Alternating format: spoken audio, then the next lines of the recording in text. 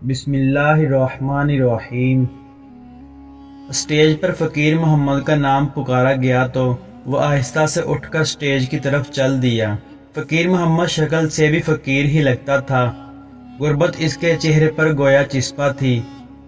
ایک مل میں کام کرتا تھا اور تنخواہ کی چرس پی جاتا یا تھوڑا بہت گھر دے دیتا۔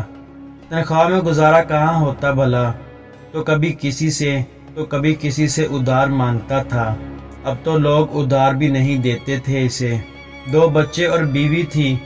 بیوی صابر تھی، جو بھی دے دیتا اسی میں گزارا کر لیتی۔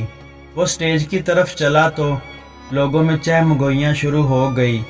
ہر کسی کا یہی خیال تھا کہ یہ اس بار بھی انکار کر دے گا۔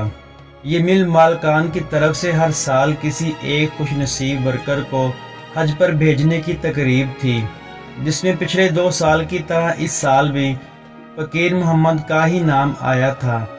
پچھلے 2 سال حج پہ جانے کی بجائے فقیر محمد نے حج کے خرچ کے پیسے لے لیے تھے، اور اس سال پھر اسی کا نام نکل آیا تھا۔ اس چرسی کے نصیب میں بھلا اللہ تعالیٰ کے گھر کی زیارت کہاں؟ یہ حاجی وحید حسن تھا جو اپنے کولیگز کو کہہ رہا تھا۔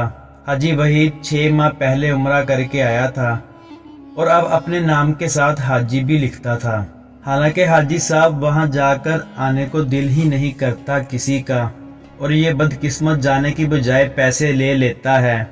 یہ شیخ ایوب تھا جو حاجی وحید سے مخاطب تھا۔ یہ بھی عمرہ کر چکا تھا اور شاید جتانا چاہ رہا تھا کہ میں بھی حاجی ہوں۔ فقیر محمد اسٹیج پر پہنچ چکا تھا۔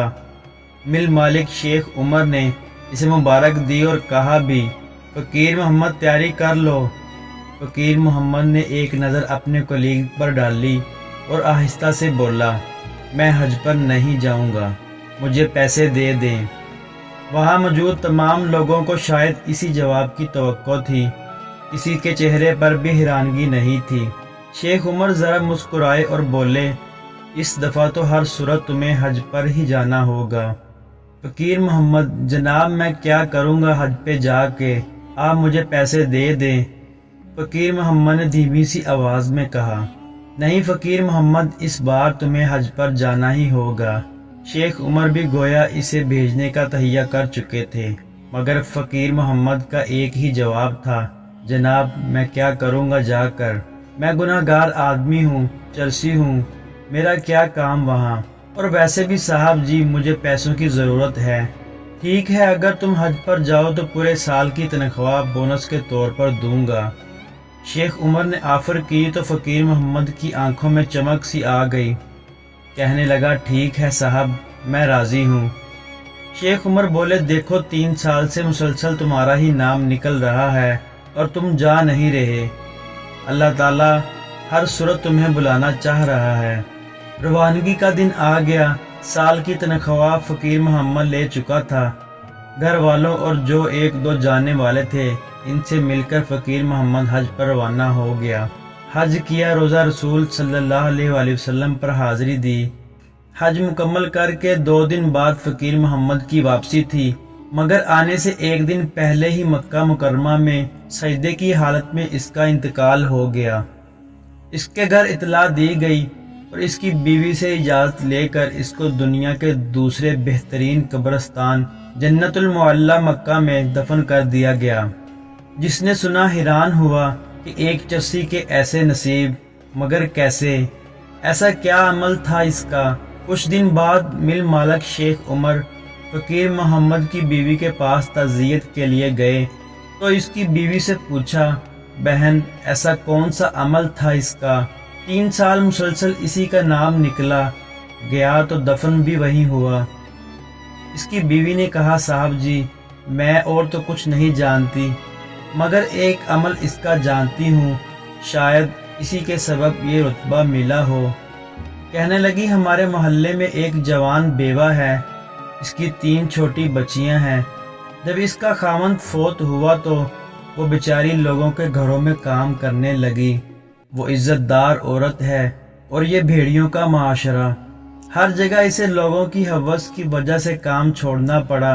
اس نے بھوک قبول کر لی مگر عزت کا سودا نہیں کیا۔ میرے خاوند کو پتہ چلا تو اس نے اس بیوہ عورت کو اپنی بہن بنا لیا، اس کے گھر کا سارا خرچ دینے لگا۔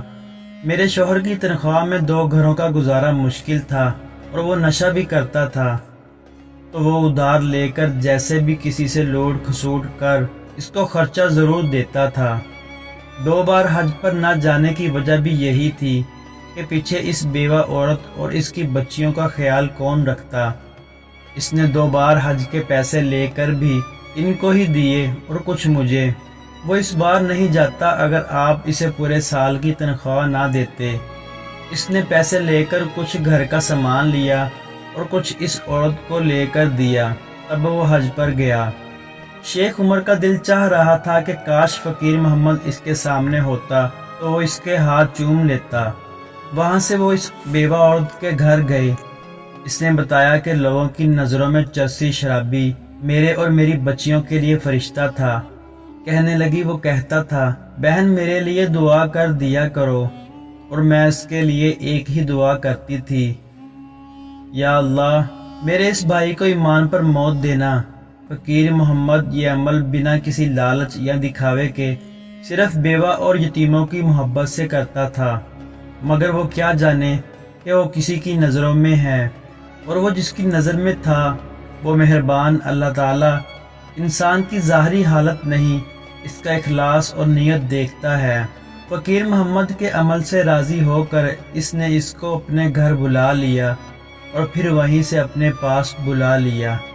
اللہ پاک چاہتے تو یہاں بھی فقیر محمد کو موت آ سکتی تھی، مگر اپنے گھر بلا کر دنیا کی نظروں میں ایک چرسی کو عزت بھی تو بخشنی تھی۔ وہ دنیا کو بتانا جو چاہتا تھا کہ تمہاری نظروں میں یہ عام سا شخص اللہ تعالیٰ کے ہاں بہت خاص ہے۔